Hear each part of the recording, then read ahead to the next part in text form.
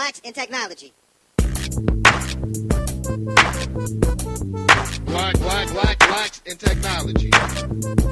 Blacks in Technology. Blacks in Technology. Blacks in Technology. Blacks in Technology. Welcome, everybody, to the 27th episode of the Blacks in Technology audio podcast. I am your tech tour guide for this evening, Greg Greenlee. I'm the CEO, owner of the Blacks in Technology community website. You can check us out at www.blacksintechnology.net.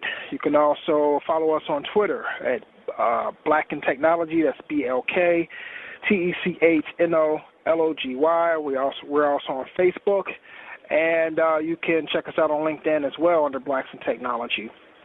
Also, if you have any questions or you listen to the show, you want to shoot us an email, you can shoot us an email at contactus@blacksintechnology.net. Today is, what is the date today? I think 17th of January, 2012. And joining us tonight on this podcast, we have Will Lucas. Will is the CEO and founder of several startup companies, as well as a self-described innovator, entrepreneur, and musician. He has several startup companies that we're going to talk about during this podcast, that is. And we like to, introduce Will Lucas, and thank you for being on the show with us tonight, Will. Totally my pleasure.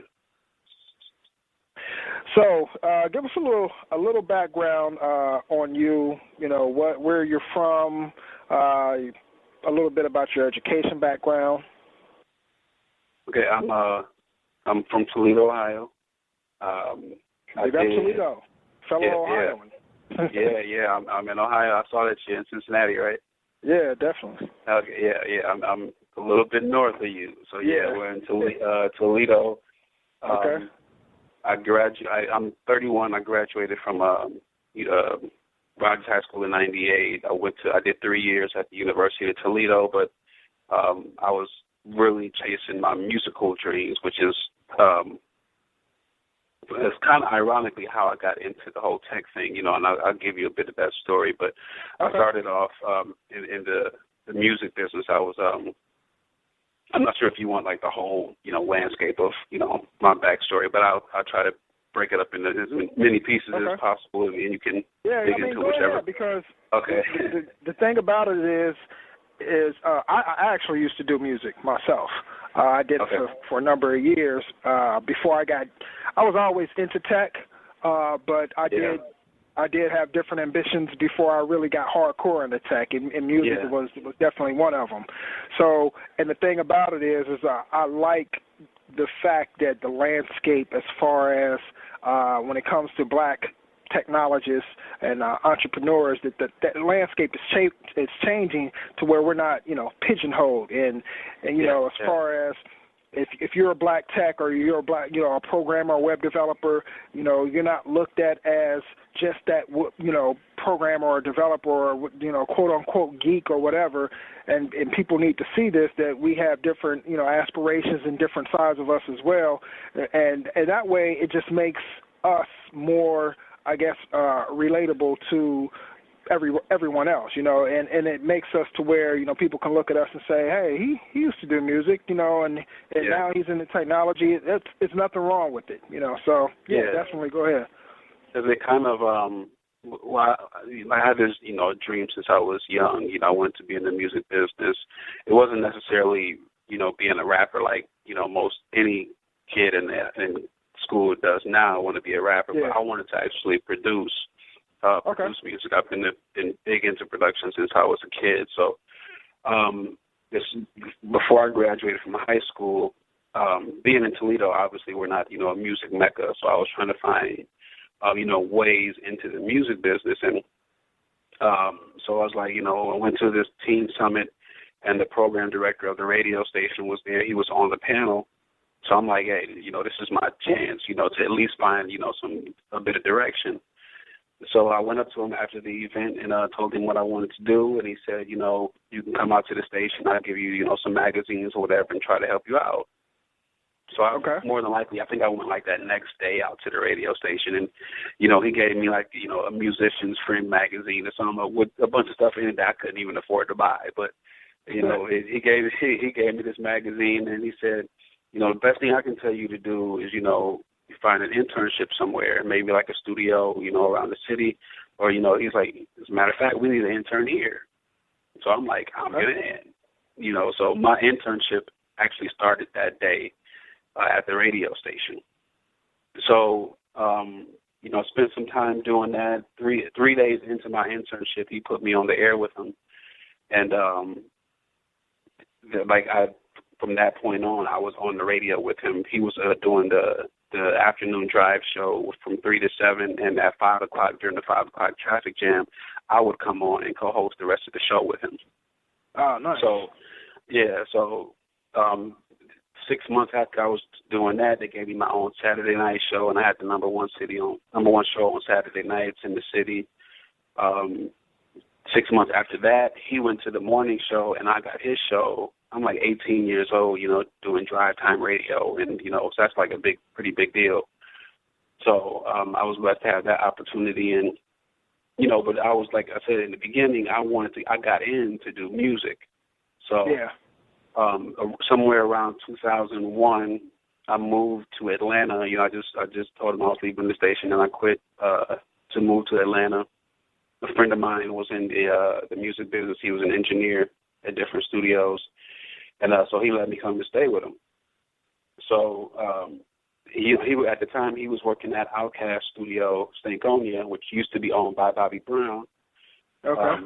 When Bobby Brown was in his heyday, so back then it was Boss Town, which was Bobby Brown's studio, but at this time it was Stankonia. Yeah. And I'll circle back to how this relates to my tech stuff in a second, but okay, it's a necessary backstory, obviously. So, Bobby comes to the studio, but they actually behind Stankonia is another studio, and Whitney Houston is back there recording, and so Bobby wants to see his old stomping ground, so he comes up to Stankonia. So.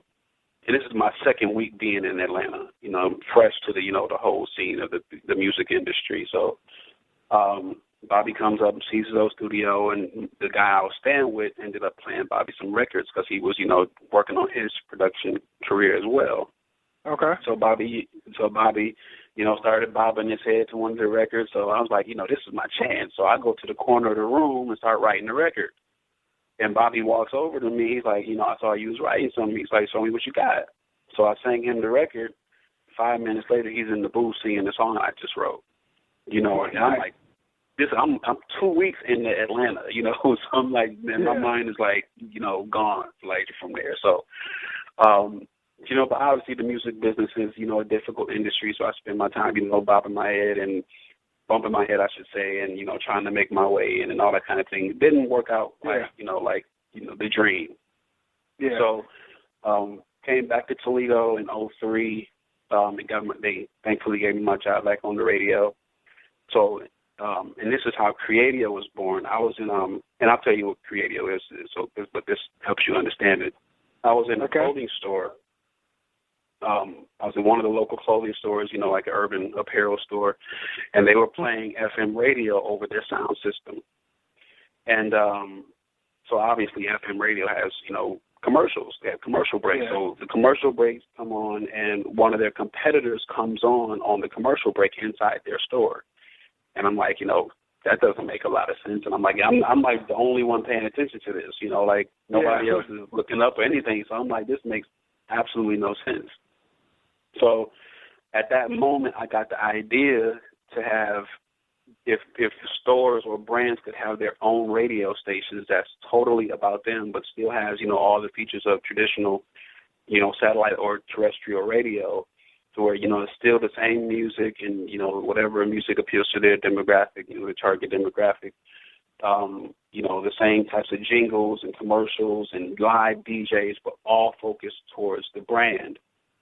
Yeah. So at that moment, that's when the idea for Creadio came. So Creadio is, a brand marketing technology company that I didn't even get serious about until 2006 because I was still chasing my musical dreams. So I sat on the idea for 3 years, just poking around with it. But so I was fast forward to 06, I got my first McDonald's customer. One of my mentors, hooked me up with the Midwest marketing director for McDonald's, and we built out this product, and it took longer than it should have because I was still trying to chase my musical ambitions. But when I did get focused on it, then the door started opening up for me. Now I was doing a little research, and you're in over 100 McDonald's from coast to coast. Yeah, coast to coast. Yeah. Okay. So how does that? Tell us, because I looked at checked out the site, and like you said, it's brand marketing technology. It's your company is a brand marketing technology firm, and you specialize in brand TV networks and branded radio. So tell us exactly how that all works. Well, when you go to, we do some grocery store chains throughout Ohio and, a bunch of McDonald's throughout the country. So when you go into, let's just say the McDonald's, for instance. So you go into the McDonald's that we service, and instead of just hearing, just regular music over there, the background music system, you'll actually hear McDonald's radio, which is streamed live over the internet directly into the stores.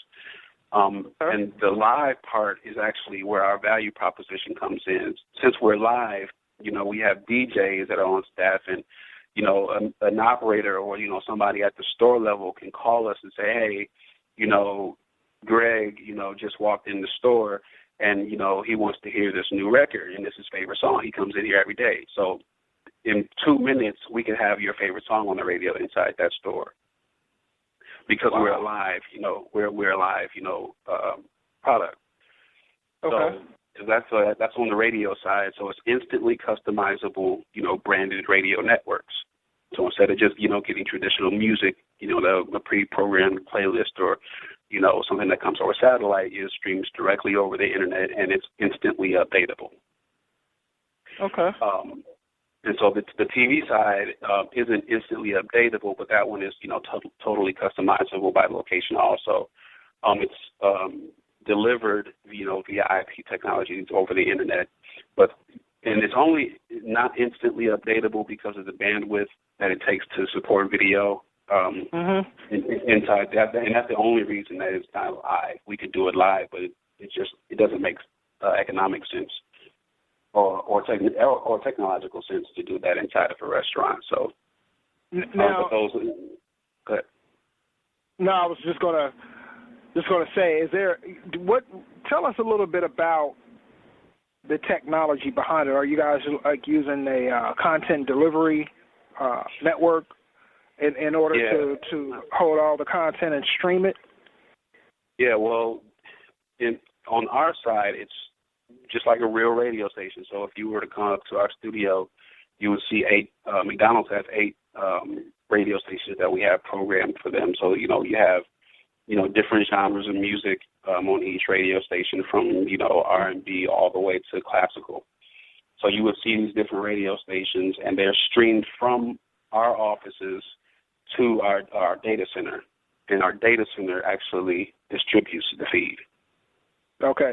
Now, real quick, in case anybody out there who's going to be listening to this podcast, can you explain a little bit on what content delivery is? Yeah, well, content delivery in our aspect, when you're delivering media, any types of media, or any types of file, honestly, media or some other type of file over the internet. It has to be distributed somehow. So if I was, just streaming it directly from my office to the retail locations or the restaurant locations, and it'd take a whole lot of bandwidth that makes not a lot of economic sense for us to do. So it makes sense for us to stream it from one point to one point, which is from our office to the data center, which has that bandwidth capability. And they shoot it out to. Yeah, they shoot it out to all the many locations. Excellent. So it's just, so the content delivery is just a means over the internet to send information. whatever that information may be, whether it's a document or a media file. And in your case, it's pretty much a live radio. And then, you know, the customizable, the video content. Exactly. Let me ask you this. Because obviously your mind thinks in a different type of manner, in a more of an entrepreneurial type manner.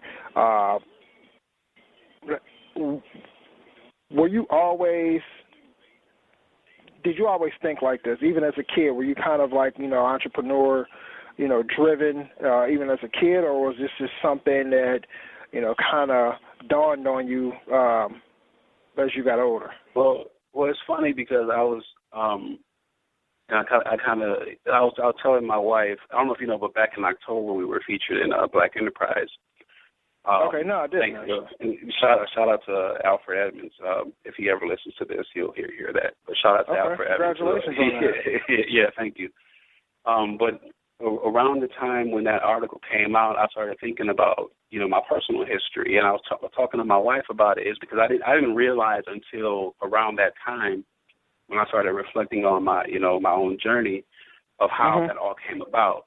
And to your question, my family, you know, I give all the credit, you know, to my dad, because my dad was very entrepreneurial. But in my house, it was normal to have, you know, copy machines, and computers were everywhere, and printers were everywhere, and like we had like office equipment. It was full in our basement, and I didn't know that was abnormal until I started going to other people's houses, and it's hard to find a pen. You know what I mean? So it's like. But my dad was really big into computers. He would, you know, fix a lot of people's computers who maybe were from our church or different types of things, and he was always into some, you know, type of business. He was, he used to work full time at General Motors, but he always had some side venture that he was working on. So, you know, from birth, you know, I had, you know, witnessed this man, you know, work on these different ventures, and so somehow that was definitely ingrained in me. But I think the most poignant part of that story is, and this is where I really started to realize around the time of the Black Enterprise article, is I used to be fascinated by, my room was next to my father's office in the basement. And the wall separating my room and his office, you know, was something that him and my uncle had built. It was just some, you know, regular generic wall that you could hear totally directly through.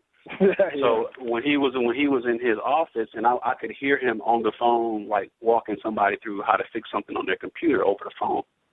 And being a kid, I'm, you know, 10, 11, 12 years old, I was fascinated that he could walk them through steps on their computer and not even be looking at their computer. Yeah. Like he would say, you know, go up to the left-hand side of the screen and you'll see this little, you know, X or whatever, and click that, and then this button should come down, and then you want to click the third one down, and then you go to the right side of the screen and enter this into the little menu bar. And I'm like, how does he know this? You know, he's not even looking at their screen. Yeah. So that was always fascinating, and I think that's what really gave me the bug for technology. Gotcha.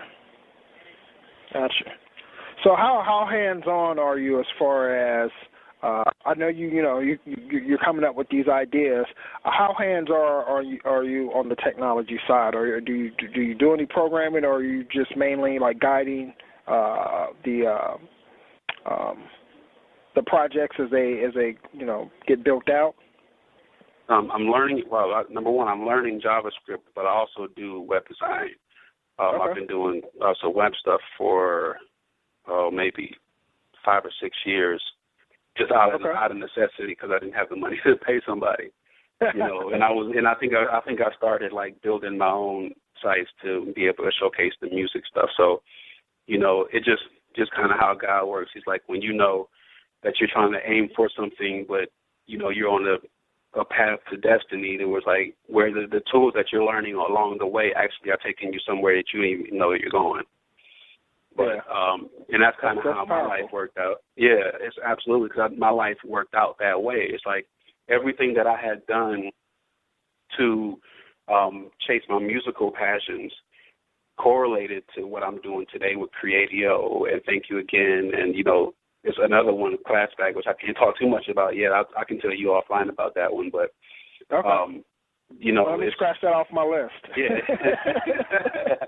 yeah. Classbag. I can't tell you too much about, but I can tell it has to do with education. But that's about as much as I can tell you. Okay.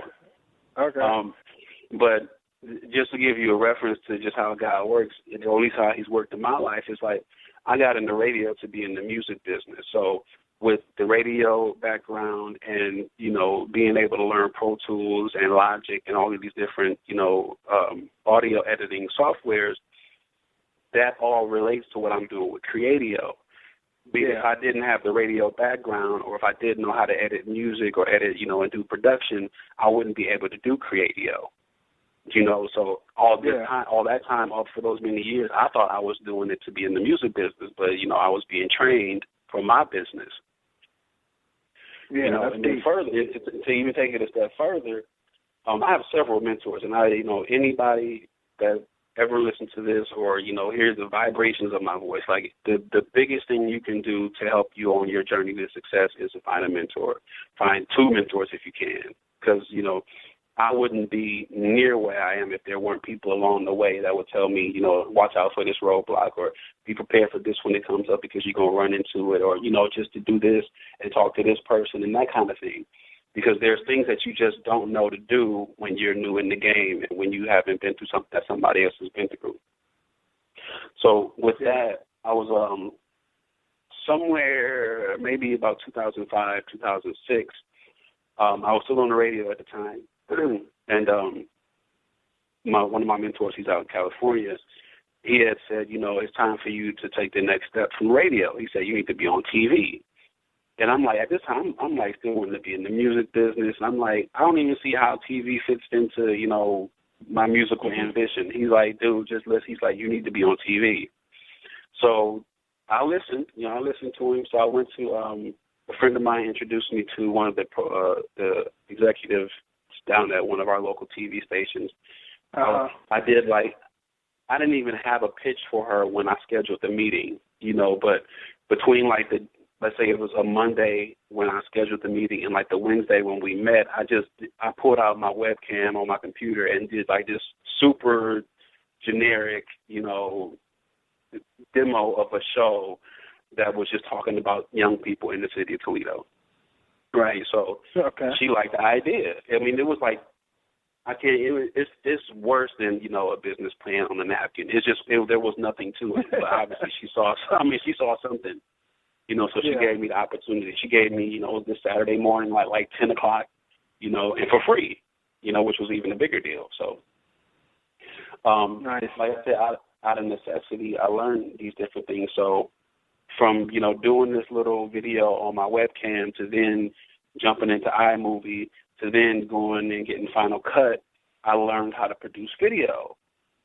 So, you know, I mean, you know, all these things are self-taught. I haven't had a person sit down with me yet to show me how to do any of this stuff. So, that's how the TV stuff came. So, and this is just amazing how it worked out. I was at a McDonald's convention, the NBMOA, National Black McDonald's Operators Association.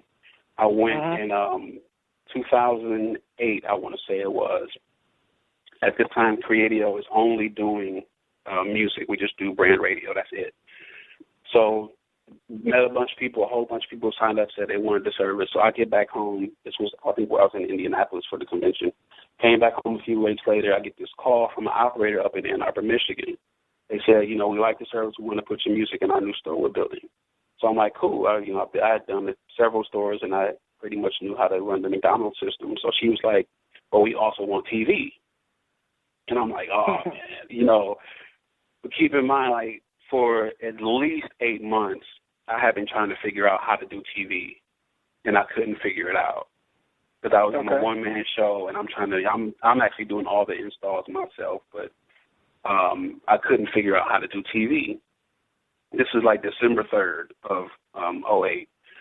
So for some reason, like when she called, I was like, I'm tired of turning away business and giving it to Dish Network or DirecTV or whatever their local, you know, television say. I said, I'm tired of giving away business. So I said, I can do it. I said, I can do TV for you also, having no clue how I was going to do it. Now, fake it till you make it, huh? Yeah, absolutely. Fake it it's exactly like that. But this is what made it worse. Is the store opens January 3rd. It's December 3rd. So not only I don't have 30 days. I actually have about 15 days because I got to install, somewhere around the 15th to the 20th. It's got to be working before the store opens. Yeah. You know what I mean? So I don't have 30 days. You got, 10, 15, maybe 20 days to figure it out.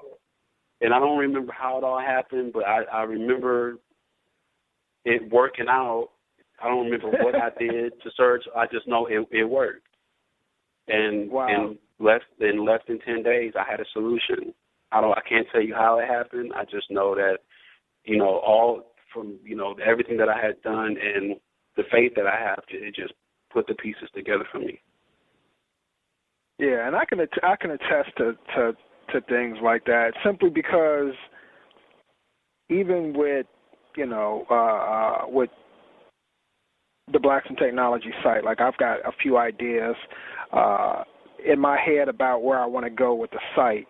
And even, with this first, with this inception, I pretty much had no clue on how I'm not a developer. I'm not a web developer. I'm not a web designer at all. Okay. I'm more into, the networking side, the bits and the bytes of, things, system administration, things like that. So, I really had no clue when it came to, web development or anything like that. I was just like, I don't know how I'm going to do this. Yeah. I do know this is what I want to do.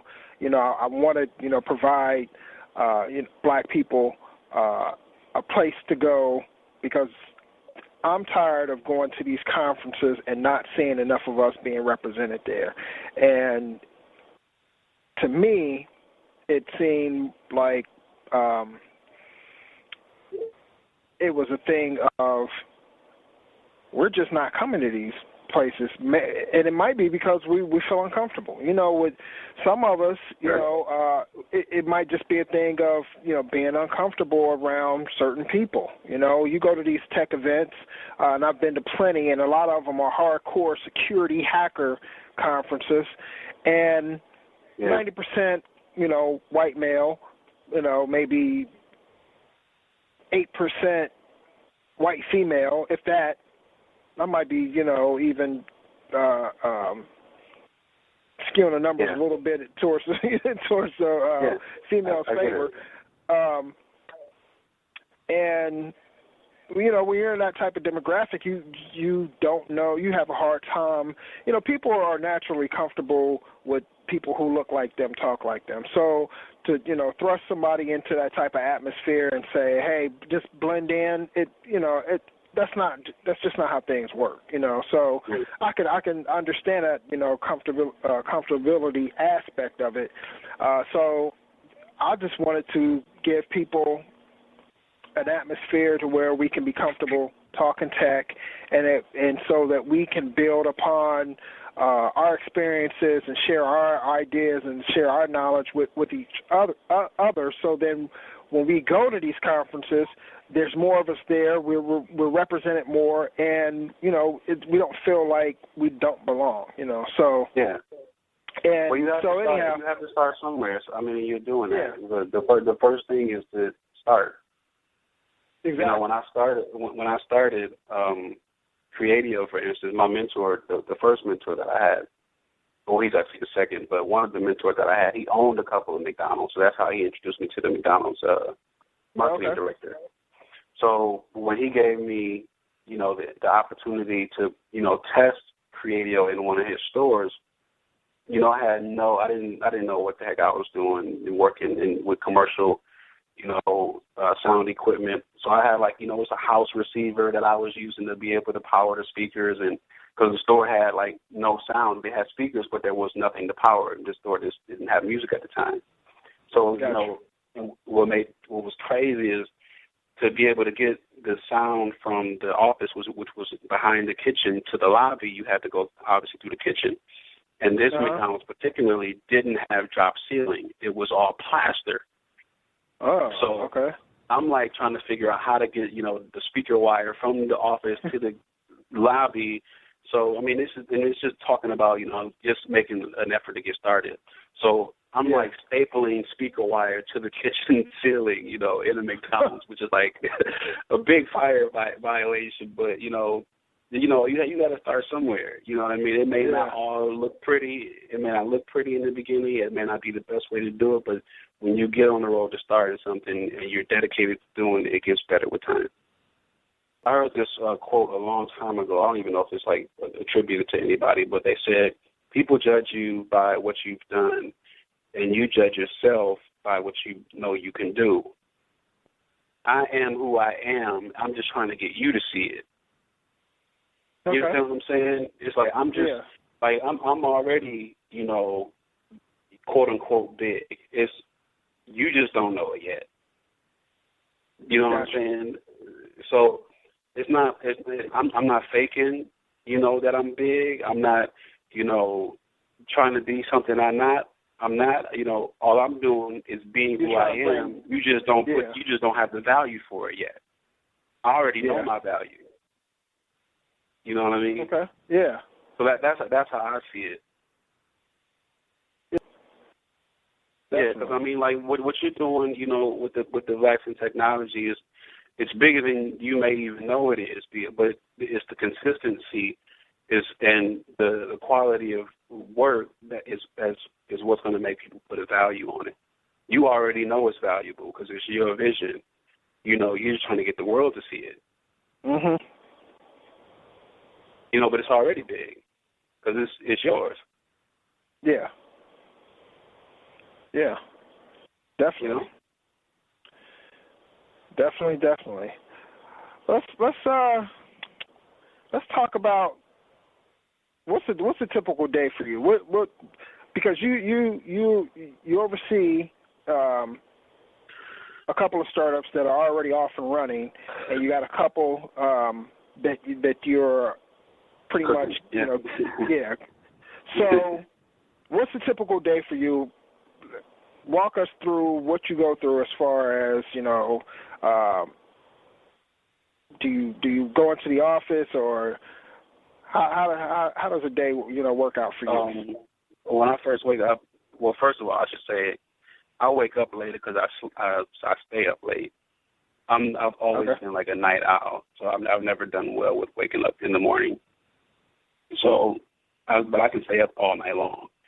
And that's probably attributed to some, but like I said, that's probably attributed to some of the music background. You're in the studio all night.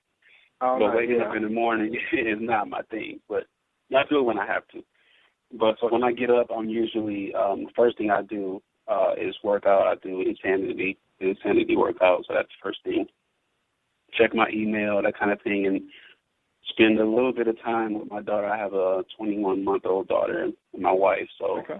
I'm home just for a little bit before I leave to either go to the office somewhere, between like 11 and 12:30, or if I don't have to go into the office, I prefer to work at like Starbucks because when I go to the office, I get distracted and I can't like really focus on like planning strategy stuff for whatever reasons.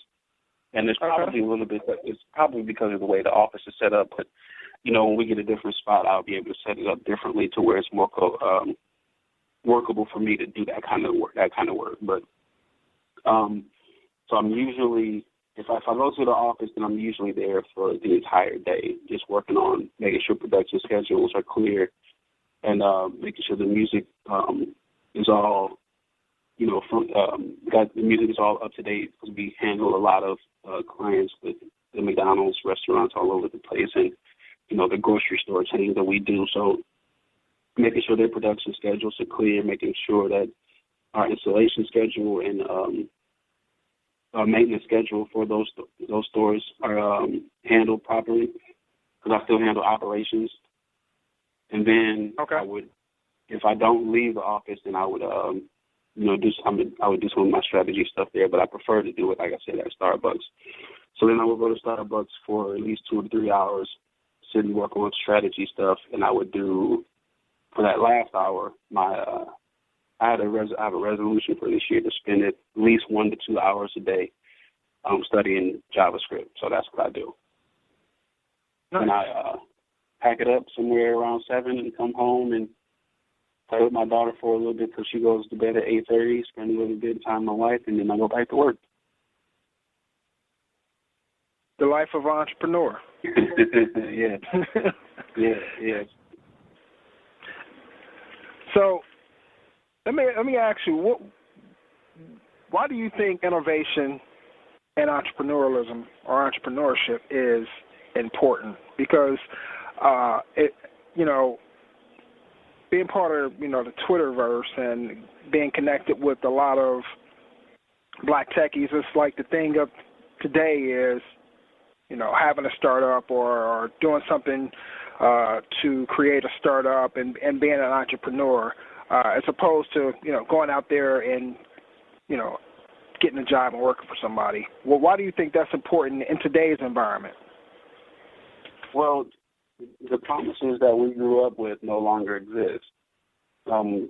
We were trained, if you're over, I would say 22, 23, maybe even a little bit younger, then you grew up with this promise. That, you go to school, and you get a good job, and that can be your life. You can live the American dream. Well, the kids in school today, and a little bit actually even older, those kids who've already graduated from school, don't have that same promise. And the people who are, who live outside of that, still educational age, are realizing that promise is not also applicable to them even anymore. So because of our, economic climate and the revolution, that we're still living in, because I think the internet's still, less than 20 years old. Yeah. Because of the world we're living in a world that's rapidly changing, and people are still trying to figure out what happened, and especially, I shouldn't even say especially, but whether you black, white, green, or yellow, is we're trying to figure out what is beyond the industrial type of system that we were brought up in. Classrooms and the way school is structured now was built for industry. Yeah. It even works like industry. Bell rings, you go get lunch. Bell rings again, you go back to your classroom, so you sit down and you do these rudimentary things. Well, yeah. The world that we live in, because of the internet, is more dynamic. Every day is something different, every single day. So now we're trying to figure out, and this is where the innovation part comes in, is we're trying to figure out how to live, in a lot of respects on our own terms. It's like you have to figure out your own way instead of relying on, General Motors to give you a job, or, being a teacher, or whatever it is that you're trying to do. You have to be innovative enough to figure out different ways to be able to do things, because the standard practices or traditional practices don't work anymore. So, and because we live in an age where we're playing on a global scale, you're competing with people from all over the world when you used to just be competing to the kid sitting next to you. So if the kid actually, which is virtually sitting next to you, if you're in Ohio and you're now competing with a child in Japan or China, or Europe. So you're competing with everybody now. So we have to be able to do things differently and be able to accept, the change, and not, scale back away from it, because if you, continue to ignore that the system has changed, then you're going to continue to go, into the route that, our economy is going through now. The only reason our economy is going through what it's going through now is because people haven't accepted that we don't live in the world we grew up in. And until we decide to, cohesively do something different, then we'll continue to go down that road. We got to do something different. And that's all innovation is doing something differently. Yeah, that's some great insight, especially, talking about competing on a global level. A lot of people, fail to. I don't know if they fail to realize it as much as I think they don't want to kind a harsh reality. Yeah, exactly. It's a harsh reality. It's two things. Number one, it's a harsh reality, and number two, if you don't see it day to day, inside and outside of your everyday walk of life, then it's hard to forget until you go to apply for a job. You know what I mean? And you found out that they got shipped overseas. So it's definitely a harsh reality, and so we have to figure out ways to take our lives back into our own hands and realize that it's not up to anybody else to determine our success. Yeah, this is definitely not your mom or dad's, America. Absolutely. Yeah, absolutely. And one thing I gotta say is like this is, I think something like Creadio can be, successful in today's day and age.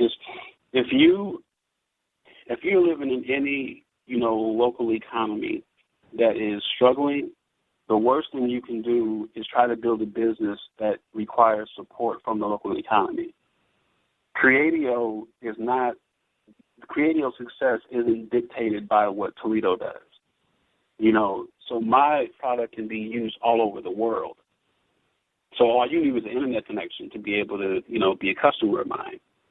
So can you say that one more time? Because that's pretty powerful, and people out there need to hear and they need to understand what you just said about Creadio. Say it one more time.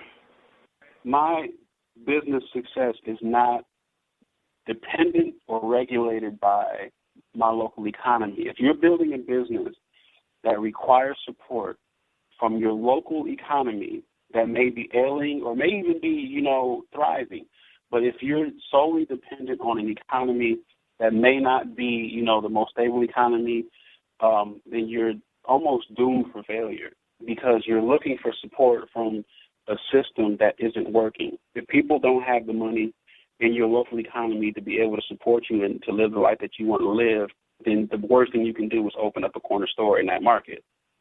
No matter how good your, chips are, no matter how good your chicken is, no matter how good you can cut hair, no matter how good you can wash a tire. If your business practices if your business's success is dependent on your local economy, and especially if that local economy is struggling, the worst thing you can do is try to open up a business that's dependent on it.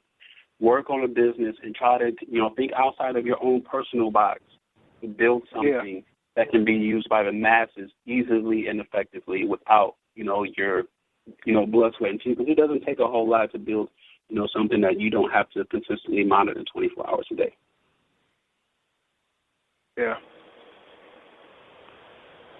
That's pretty powerful stuff, man. Definitely. Mm-hmm. Now let's talk about thank you again. Let's go ahead and talk about what thank you again is. How you came up with the concept. I read and heard that you came up with it in a dream, and then explain the concept on how it works. Yeah, thank you again is right now it's strictly a mobile application.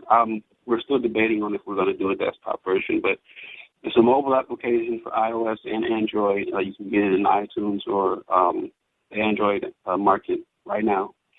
And what it is it's a concept that purely came to me in a dream. I had this dream of it was like a Twitter-like stream, but it was just full of post after post after post of good things happening to people all around the world. So it was, maybe a post said, thankfully, my man Greg, put me on this podcast today. It's a good day. Or, somebody held the door open for me. Or, my daughter just got accepted to college. Just good things happening to you that, would happen to you on a normal day. But what the app does, I think, it reaches into some, deep emotional areas to where so many good things happen to us, but we don't even realize them because they may be so minute or maybe so easily overlookable that we don't, at the end of the day, realize how blessed we are. Yeah. Because we have no mechanism or tool or utility to track all of that. Because, if, how many times can a woman, walk to a store now and, you know, see a gentleman held the door open for. It doesn't happen as much as it did, you know, when I was growing up, when I was a kid, or when our parents were kids. But if we can take the time to really, you know, be recognized, give the recognition to the good things that happen to us, I think more of those good things happen to us. I'm a firm believer in when you expect the good to happen to you, more of it happens to you. Yeah. So with the application, what we're trying to do is put, you know, all the good in the world, you know, in one place. It's like there's nowhere you can go and just see everything good, you know, from Toledo to Tokyo, you know, just good things happening to people, you know. So just if you could just imagine the timeline, if you don't have an iPhone or an Android phone, you can just imagine this timeline that's just full of good things happening to people from all around the world. So we just want to, you know, create a community of goodwill. So while you're sharing, you know, the successes that are happening to you, you know, you can also cheerlead and virtually high five, you know, the good happening to people all around the world. You know, like for instance, there's this guy, I don't even remember his username right now, but he posted 2 days ago that he stopped smoking, and that this was like his 5th day of not smoking. And so, but we've got people all over the app, you know, congratulating him and cheering him on, you know, just for his successes. You know, it's 5 days not smoking. It's got to be hard for him. So, and he's got this, you know, support community that's really got his back, and, you know, and they're wishing him the best. And there's nowhere you can go on the web and solely see that type of support. That's incredible. Yeah, so we're trying to build something that, we're just trying to give the world something to smile about. I definitely think you guys should come up with a desktop version of it. As a matter of fact, I was on the site today, and I was like, man, where's the desktop version? And I would love to. Yeah, and I've downloaded it, the Android version on my phone. Okay. Well, we actually, before I got on the phone with you, I was on the phone with my developer. We're finishing the redesign, so it's the redesign coming. Hopefully, it'll be out within the next week or so. Hopefully. Okay. But the redesign is, you know, amazing. So I can't wait to show that. Nice, but we're leaning towards, you know, the desktop site. It wasn't, you know, it was not planned at all.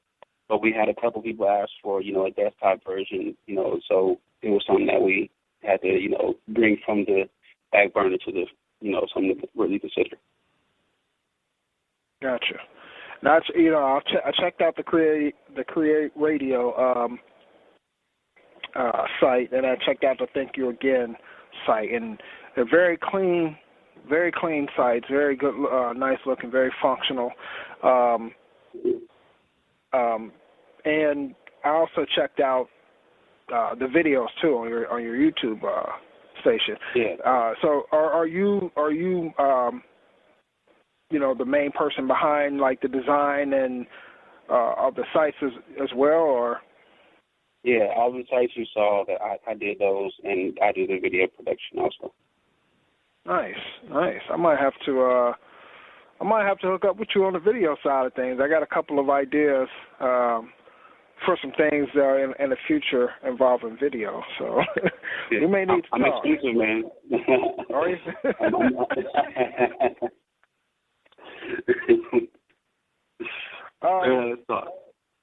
I did see. I was looking, you know, through some of the photos on Google Plus. Well, real quick, let me circle back. Thank you again. Tell us what's the URL for that?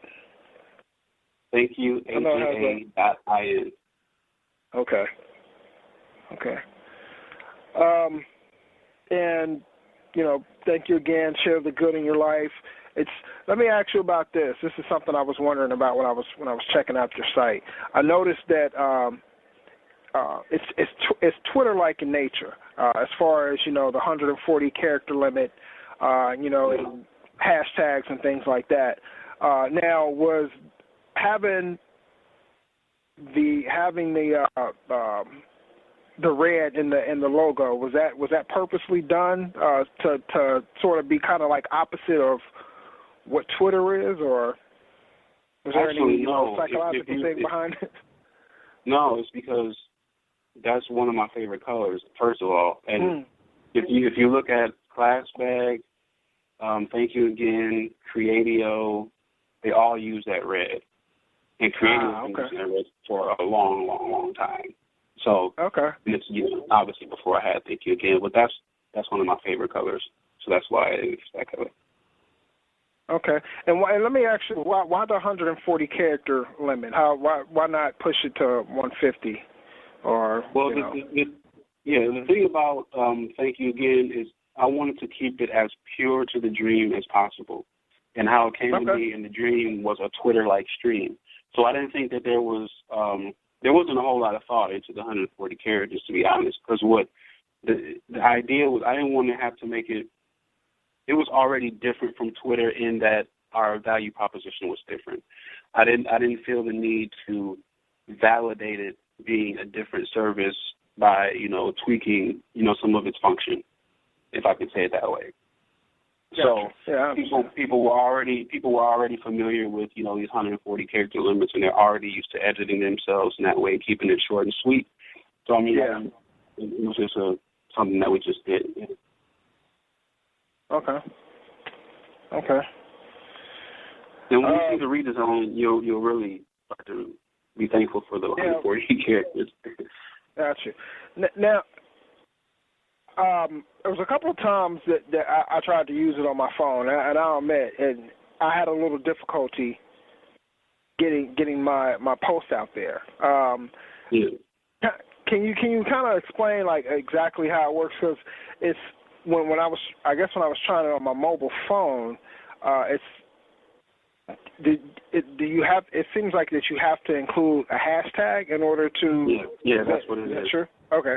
Yeah, that's what it is, and that's I've had a couple of questions about that. The hashtag part, because people didn't understand that you actually have to choose a hashtag. But here's the thing about Thank You Again is this part came to me outside of the dream. So I was like, well, if I have this app that people can post, the good things that are happening to them, how can I regulate them to posting good things? And the only way that I could really figure out how to, make sure people were, using it within, the confines of sharing the good, collecting the good that's in the world, was to, implement this hashtag, gateway. So when you go to post something, you can say, like I posted a few days ago, I finally got a haircut and I feel human again. So I can now, to make sure that I'm actually, using the app for its purpose, I select the hashtag, let's say, feeling good or whatever, so we just don't, we want to discourage people from using it to say, the score of the game, or just, putting news out there, because that's not what it's for. I use Twitter, religiously for that kind of stuff. So I don't feel we're in any type of competition with Twitter because we do different things. We want you to do something specific. I was just about to say that. It doesn't sound like you're trying to, knock Twitter off the podium or anything like that. I use Twitter avidly. So it's not doing. We don't want to do the same thing. What we want to do is, incorporate the Twitter-like function into something that's directly defined to, a certain end result, and that's collecting the good. That's what we want you to do on this application.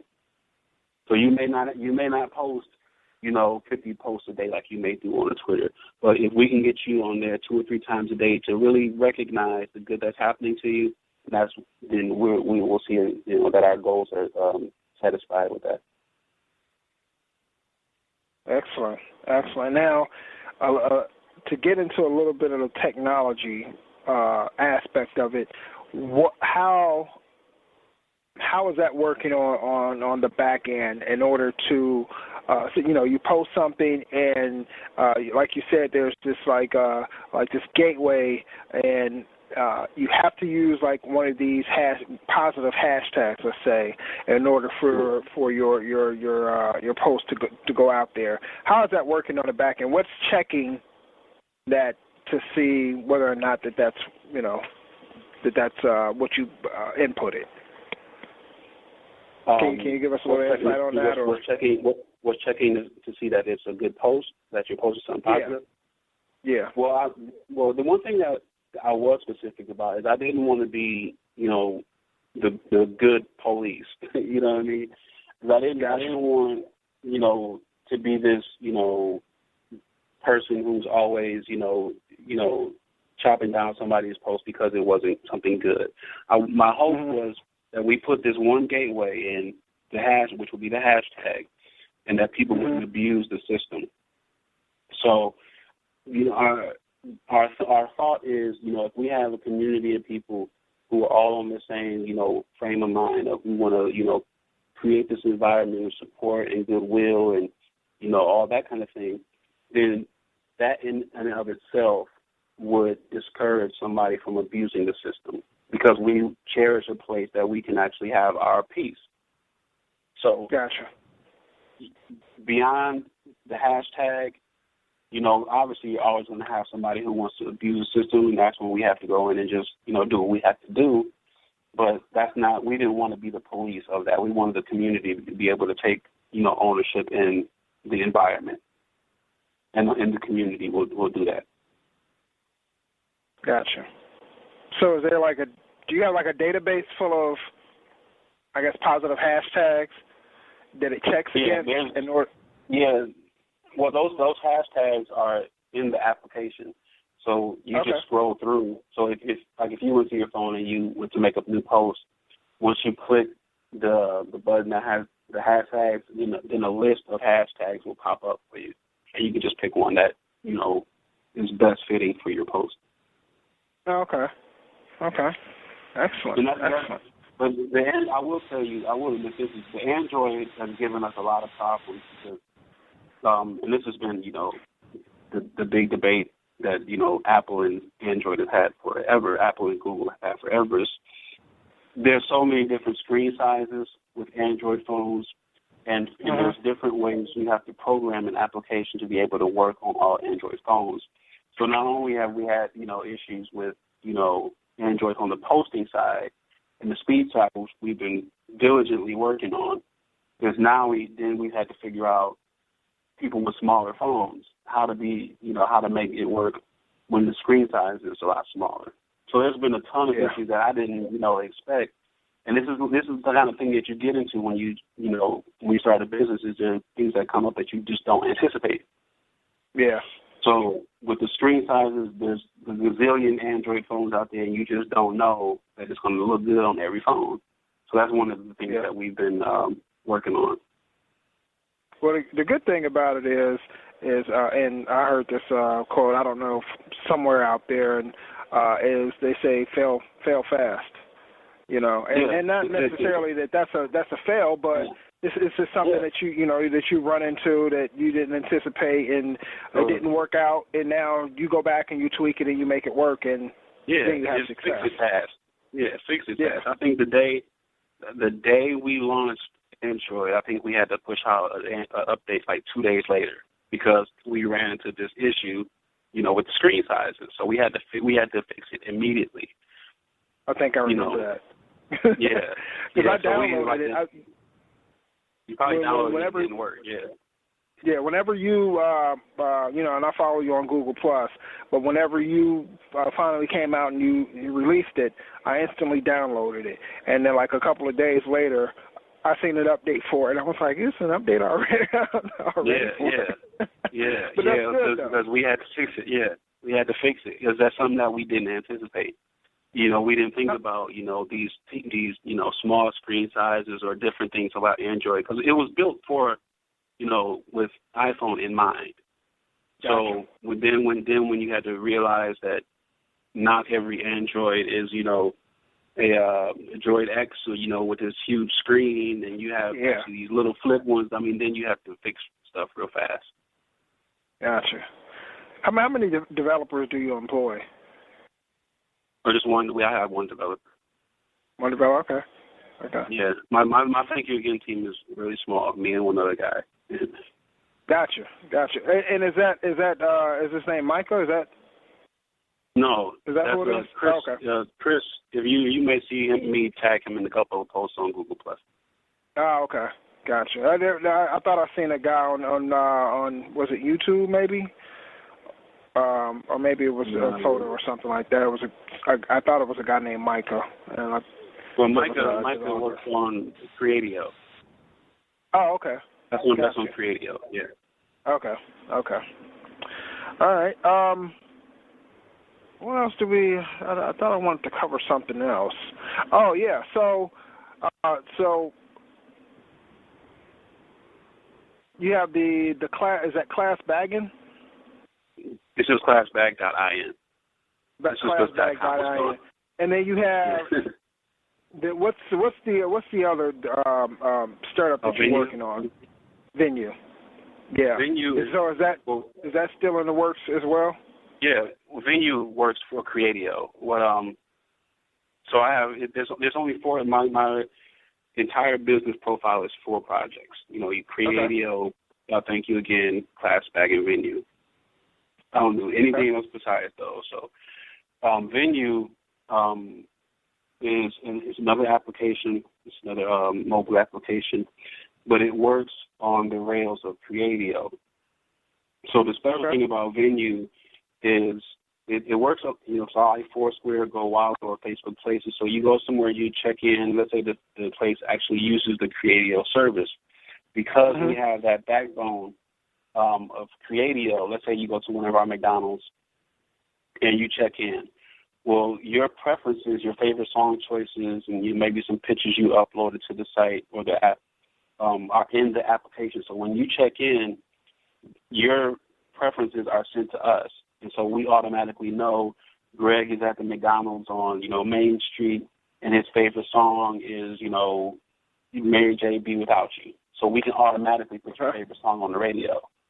And we can mention that you're there. We can give you a shout out on the air immediately, and all you did was check in. So instead of, being limited to, just badges, mayorships or points, you actually get to shape the environment towards your preferences everywhere you go. So you kind of get the keys to the city. So it's like everywhere you go, the environment is shaping towards your preferences. That's pretty slick. And what I like about that is, and this is my impression of it, is that how good of a feeling will you have if you go into a store and, your favorite or, one of the songs that you like just happen to, that'll actually give you that type of vibe, that type of feeling that, you'll even stay in the store longer or, purchase something at the store. It's a huge value proposition on both sides, for the brand and for the consumer.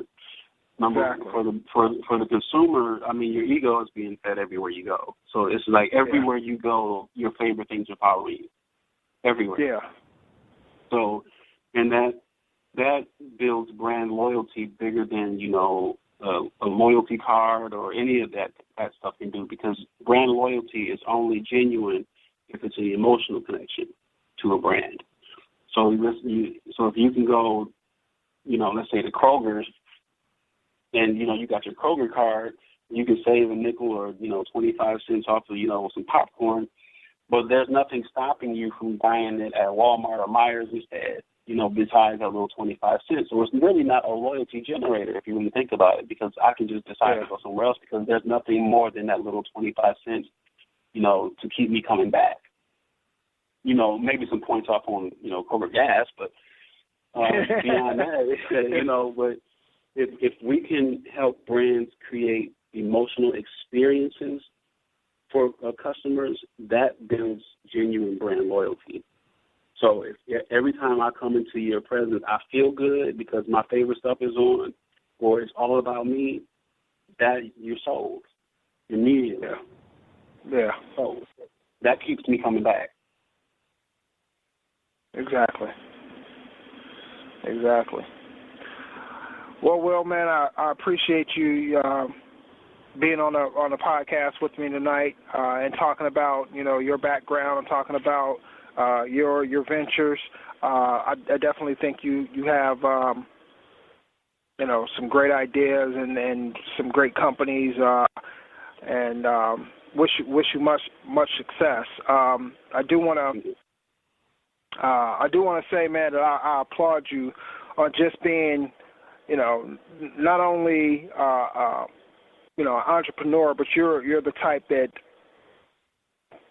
when you come up against these barriers, such as, you needed to launch a website or something like that, you're self-taught, and that you were motivated enough to keep at it, even when you didn't have the skill set. You went out and learned the skill set in order to be able to be successful, and that's something that's a lot of us can take notice to and try to accomplish, man, and try to be, more toward, work more towards, things like that, simply because everything is not, going to be given to us, and everything is not going to be, hands-on taught to us. So being able to dig in and teach yourself, how to program, and teach yourself, how to, work different types of systems, man, that's huge, man, and I definitely applaud you on that, man. And thank you very much. So before we leave, go ahead and give us the URLs for your site, Twitter handles, and any other pertinent information that you think we might want. The best way to summarize all that, I guess, is to go to my About Me profile. It's about.me/Will_Lucas, and you can get links to all of that right there. Okay. So that way I don't have to give out the Google Plus, the Facebook, the Twitter, the Tumblr, you can just go there and click any one of those buttons, and it'll take you to any of them you want to go to. Okay, so that's about.me/Will_Lucas, right? Yeah. Great. Again, man, thanks for taking the time out. Enjoyed having you on the show tonight, man, and much success to you. Thanks for having me on. All right, take care. Thank you. Bye. Blacks in Technology. Blacks in Technology. Blacks in Technology. Blacks in Technology. Blacks in Technology. Blacks in Technology.